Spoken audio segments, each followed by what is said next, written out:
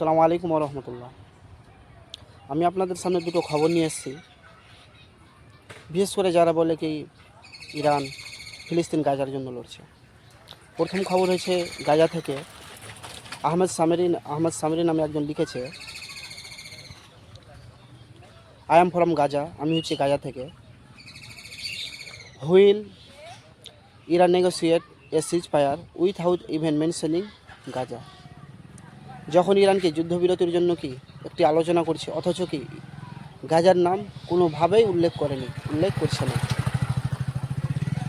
Don't tell me,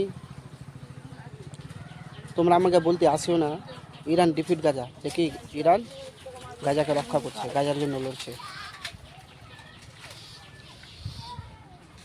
এই দেখলেন। দ্বিতীয়ত হচ্ছে ডোনাল্ড ট্রাম্প যে ইরানের জন্য 15 দফার কি একটা চুক্তি দিয়েছে, এই 15টা কারণ মেনে নিলে কি ইরান যুদ্ধ বন্ধ হয়ে যাবে। এর জবাবে ইরান 5টি শর্ত দিয়েছে।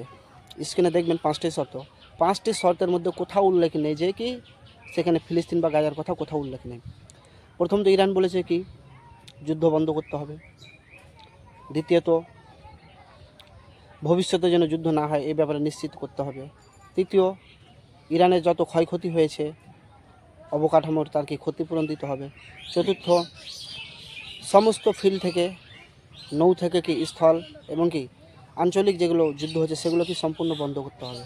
আর পঞ্চম হলো হরমুজ প্রণালীতে যে ইরানের কি সার্বভৌমত্ব আছে সেটা কি আমেরিকা এবং অন্যান্যদের মেনে নিতে হবে।